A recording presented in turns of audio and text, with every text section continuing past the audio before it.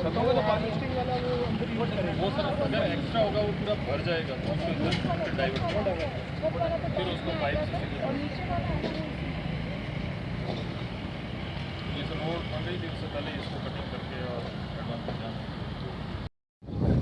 जल स्वावलंबन अभियान के तहत जल संग्रहण के लिए पुरानी बावड़ियों के जीर्णोद्धार और नाडी वगैरह के उद्धार के लिए योजना चल रही है। इसके तहत मिनिस्टर साहब के आदेश पर यहाँ आसपास ढूंढा गया तो एक बहुत अच्छी हेरिटेज बावड़ी मैं देखने को मिली जो थाने के पास ही थी और बहुत उपेक्षित थी। आसपास के लोगों को भी पता नहीं है इतनी सुंदर, इतनी अच्छी, इतनी पुरानी बावड़ी।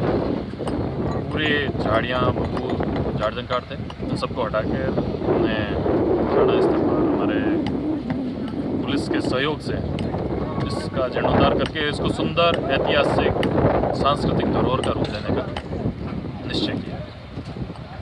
आपका नाम, आपका नाम, आपकी पोस्ट? गोपाल सिंह लखावत, JCP।